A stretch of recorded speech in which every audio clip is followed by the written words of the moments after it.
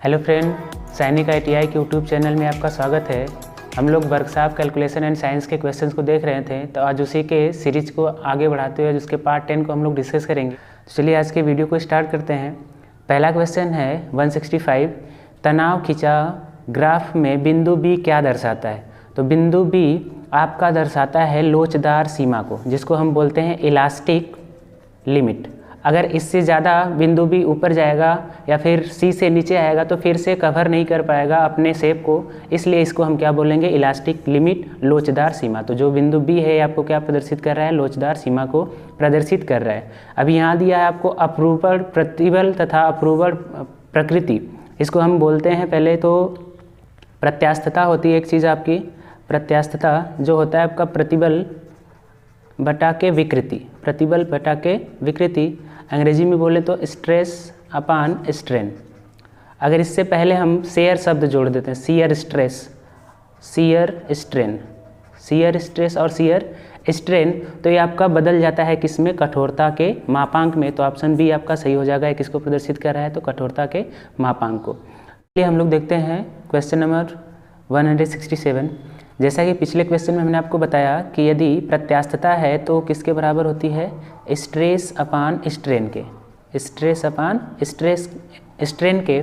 तो स्ट्रेस को हम क्या बोलते हैं, प्रतिबल, और स्ट्रेन को क्या बोलते हैं हम, विकृति। स्ट्रेन को क्या बोलते हैं, विकृति।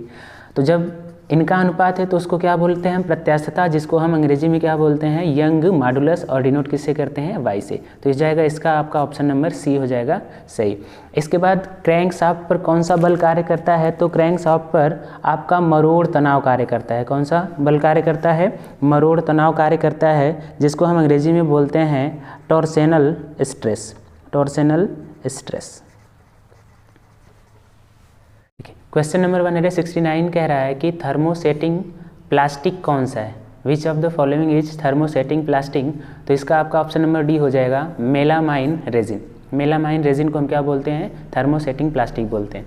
फिर आगे दिया है कि यदि अपरूपण प्रतिबल, प्रतिबल आपको दे दिया, ठीक है, स्ट्रेस आपको दे दिया कितना, 50 न्यूटन प्रति मिलीमीटर स्क्वायर, और कह रहा है कि 1 मीटर मोटी प्लेट। चलिए एक आपके पास ये प्लेट है, ठीक है, जिसकी मोटाई आपको दिया है कितना, 1 मीटर नहीं दिया, सॉरी 1 mm दिया है। तो ये मोटाई इसकी कितनी है, 1 mm है, और इसमें 10 मिलीमीटर व्यास का छिद्र करने के लिए ये आपके पास कोई छिद्र है जिसका व्यास कितना आपको दिया है, 10 mm दिया है। अब इसका इतना छिद्र करने के लिए आपको किस बल की आवश्यकता होगी, उसका मान पूछ रहा है। तो हम जानते हैं कि प्रतिबल इक्वल टू होता है आपका बल बटा के क्षेत्रफल, बल बटा के क्षेत्रफल। तो यहाँ आपको प्रतिबल दिया हुआ है कितना, 50, प्रतिबल कितना दिया, सॉरी यहाँ नहीं आ रहा है, तो चलिए आगे देखिए, यहाँ पर देख लेते हैं, ठीक है। प्रतिबल आपको दिया हुआ है कितना, 50, तो यहाँ रख देंगे हम प्रतिबल की जगह कितना, 50 रख देंगे। बल हमसे पूछ रहा है तो बल को बल ही रहने देते हैं, और ये आपका वृत्ताकार है, और जब इसकी त्रिज्या निकालेंगे, व्यास आपको दिया है, डी की वैल्यू कितना दिया हुआ है आपको, 10 mm दिया है। जब हम त्रिज्या निकालेंगे तो आधी हो जाएगी, कितनी हो जाएगी, 5 mm, और वृत्ताकार के लिए उसका जो क्षेत्रफल होता है πr² होता है। तो पाई की वैल्यू आपको दिया है 22/7 यहाँ पर आपको दिया है, और r² मतलब 2 बार 5 का क्या हो जाएगा, गुणा। अब यहाँ से हम बल बराबर निकालेंगे, तो यहाँ से हो जाएगा आपका 50 इंटू, इधर जाएगा तो मल्टीप्लाई होगा 22/7 गुणे 25। और जब इसको आप सॉल्व करेंगे, तो आपका आ जाएगा answer option number C, 1571.4 newton, जो यहाँ आपके ऑप्शन नंबर सी में है। नेक्स्ट क्वेश्चन देखते हैं हम लोग। क्वेश्चन नंबर 171 क्या कह रहा है, कह रहा है कि 1000 kg का लोड है, ठीक है, लोड यानी बल जिसको कह लीजिए, लोड कह लीजिए, कितना दे दिया आपको, 1000 kg दे दिया है, और एक स्क्वायर भुजा है, ठीक है, वर्ग की भुजा है 10 mm, तो 10 mm इसकी लंबाई हो जाएगी, और 10 इसकी क्या हो जाएगी, चौड़ाई। और जब एरिया निकालेंगे तो कितना हो जाएगा, 10 × 10 यानी कितना आ जाएगा आपका 100 मिलीमीटर स्क्वायर। अब हमसे पूछ रहा है प्रतिबल, तो प्रतिबल बराबर क्या होता है, अभी आपको फॉर्मूला बताया हमने, बल बटा के क्षेत्रफल, बल बटा के क्षेत्रफल। तो बल के जगह बल नहीं दिया है तो हम लोड लिख सकते हैं, और लोड दिया है आपको कितना, 1000 kg दिया है, तो यहाँ पर रखिए 1000, तो हो जाएगा यहाँ से हो जाएगा आपका 1000 बटा के क्षेत्रफल कितना आया है 100, और इससे डिवाइड कर देंगे, 2 0 से 2 0 कैंसिल हो जाएगा, आपका आंसर आ जाएगा 10 kg/mm², जो कि है आपके ऑप्शन नंबर बी में 10 kg/mm²। इसके बाद देखते हैं, हम लोग देख रहे थे क्वेश्चन नंबर 172, कह रहा है कि यदि मूल लंबाई कितनी है छड़ की 2800 mm दिया है, इस पर जब 3.2 किलो न्यूटन का बल लगाया जाता है तो इसके लंबाई में वृद्धि कितनी हो जाती है, यानी डेल्टा यल परिवर्तन कितना हो जाता है आपका 0.5 mm परिवर्तन हो जाता है। तो आपसे पूछ रहा है कि उसकी विकृति क्या होगी, आपसे पूछ रहा है विकृति, जिसको हम बोलते हैं स्ट्रेन। तो स्ट्रेन का फार्मूला क्या होता है, स्ट्रेन का फार्मूला होता है आपका लंबाई परिवर्तन, यानी कितनी हुई है डेल्टा यल, और मूल लंबाई कितनी है यल। तो यहाँ से हम रख देंगे 0.5 mm बटा के 2800 mm से mm क्या हो जाएगा कैंसिल, और फिर इसके बाद आप इसको सॉल्व कर लेंगे तो आपको आंसर मिल जाएगा 172 का 0.0001786665। ठीक है, तो देख लीजिए कौन से ऑप्शन में है, तो यहाँ आपको दिख रहा है ऑप्शन नंबर ए, तो ये वाला हो जाएगा आपका ऑप्शन सही। 73 कह रहा है कि 1 मीटर लंबाई की लोहे की छड़ में कितना खिंचाव विकसित होता है यदि एक सिरे पर 100 kg का बल लगाया जाता है तो कितना खिंचाव हो जाता है 1 सेंटीमीटर। फिर वही मूल लंबाई आपको दिया है, यल की वैल्यू कितना दे दिया है आपको 1 मीटर दे दिया, और इसके बाद परिवर्तन कितना हो रहा है, कितना खिंचाव उत्पन्न हो रहा है 1 सेंटीमीटर का, और आपसे पूछ रहा है कितना तनाव होगा, कितना बल आएगा। बस वही फार्मूला आपको लगा देना है फिर से, डेल्टा यल अपान यल। तो डेल्टा यल की वैल्यू कितना दिया है आपको 1 सेंटीमीटर, और यल की वैल्यू कितना दिया है 1 मीटर। तो हम जानते हैं कि 1 सेंटीमीटर को रहने देते हैं सेंटीमीटर में, 1 मीटर को हम चेंज कर देते हैं सेंटीमीटर में, तो 100 सेंटीमीटर कैंसिल हो जाएगा, और इसको जब सॉल्व करेंगे तो आ जाएगा 0.01। देखते हैं किस ऑप्शन में है, ऑप्शन नंबर बी में है, तो हमारा ऑप्शन नंबर बी सही हो जाएगा। चलिए ठीक है। 174 कह रहा है कि यंग मापांक क्या होगा, यानी यंग मॉडुलस आपसे पूछ रहा है वाई क्या होगा यदि क्रॉस सेक्शन में 2 मीटर के लंबे तार जिसकी क्रॉस सेक्शन एरिया आपको दिया है, ए का मान दिया है आपको कितना 0.8 मिलीमीटर स्क्वायर। इसके बाद कह रहा है कि लंबाई कितनी है, तो लंबाई उसकी कितनी है 2 मीटर, और कितना वज़न लटकाया गया है, लोड कितना है, तो लोड आपको दिया है कितना 8 kg, और इसके साथ साथ आपको दे दिया है कि लटकाने पर उसकी लंबाई में कितनी वृद्धि हो रही है, तो डेल्टा यल की वैल्यू आपको कितना दे दिया है 1.6 mm। अब आपको y निकालना है, तो y का फार्मूला क्या होता है प्रतिबल बटा के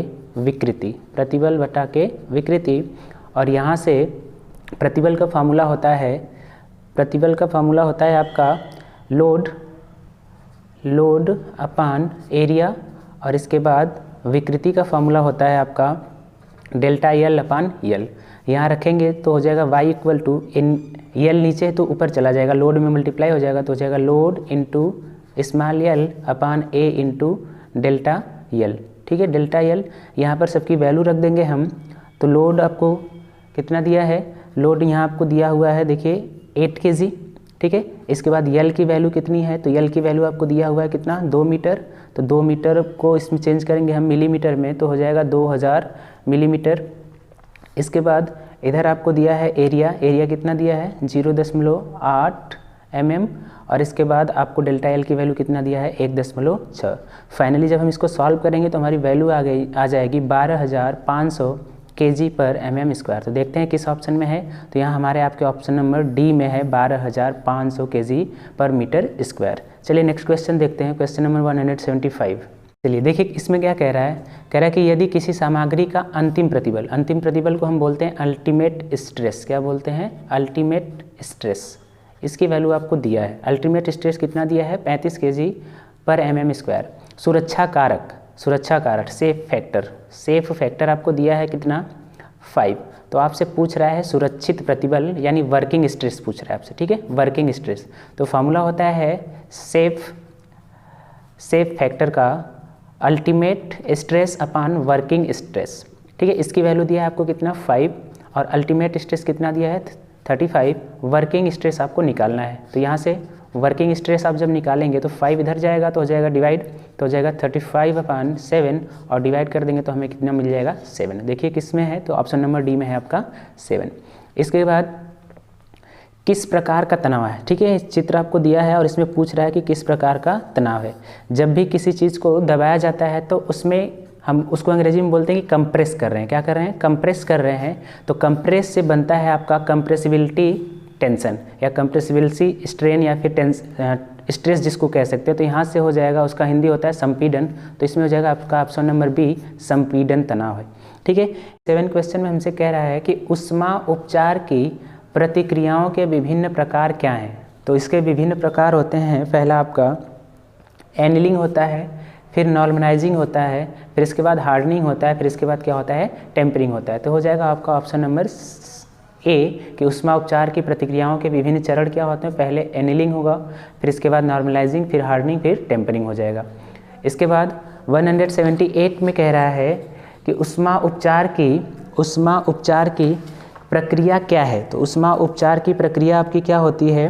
संरचना और गुणों में बदलने के लिए हीटिंग और कूलिंग की क्या होती है? प्रक्रिया। पहले हीट करेंगे उसके आकृति को बदलने के लिए, फिर बाद में उसको क्या कर देंगे? ठंडा कर देंगे। तो जो संरचना और गुणों को बदलने के लिए हीटिंग और कूलिंग की प्रक्रिया होती है उसी को हम क्या बोलते हैं? ऊष्मा उपचार बोलते हैं। और इसके क्या चरण होते हैं आपके पिछले वाले क्वेश्चन में बताया गया, एनिलिंग, नॉर्मलाइजिंग, हार्डनिंग और टेम्परिंग होते हैं। चलिए देखते हैं। क्वेश्चन नंबर 179 में कह रहा है कि ऊष्मा उपचार के विभिन्न चरण क्या हैं। विभिन्न चरण क्या हैं? तो अभी आपको बताया गया कि ऊष्मा उपचार क्या होता है? हीटिंग और कूलिंग की प्रोसेस होती है उसके गुणों और संरचना में परिवर्तन के लिए। तो पहले हीट करना है, मतलब क्या देना पड़ेगा? ताप देना पड़ेगा। फिर उसके बाद ठंडा करना है तो उसे भिगोना पड़ेगा और फाइनली समन हो जाएगा। समन मतलब होता है ठंडा करना, ठीक है ना। तो ताप, भिगोना और फिर इसके बाद समन वाला हो जाएगा आपका ऑप्शन सही। कह रहा है यदि स्टील को लगभग 723 डिग्री सेल्सियस तक गर्म किया जाए तो बनने वाली संरचना का नाम क्या है। तो बनने वाली संरचना का नाम क्या होता है आपका? ऑस्टेनाइट होता है। ऑस्टेनाइट होता है, ठीक है। जो स्टील होता है आपका, ये आयरन में कार्बन मिला करके बनाया जाता है। आयरन में क्या मिलाकर? कार्बन मिला करके बनाया जाता है। तो आप लोग कमेंट सेक्शन में बताएंगे कि आयरन जिसका प्रतीक होता है Fe और इसका लैटिन नाम होता है आपका फेरम। लैटिन नाम क्या होता है? फेरम। इसका एटॉमिक नंबर कितना होता है और कार्बन का एटॉमिक नंबर कितना होता है, आप लोग कमेंट सेक्शन में बताएंगे। बाकी अगर वीडियो आपको अच्छा लगा हो तो वीडियो को ज़्यादा से ज़्यादा अपने फ्रेंड में शेयर कीजिए। चैनल को अभी तक सब्सक्राइब नहीं किया तो सब्सक्राइब कर लीजिएगा। धन्यवाद। जय हिंद।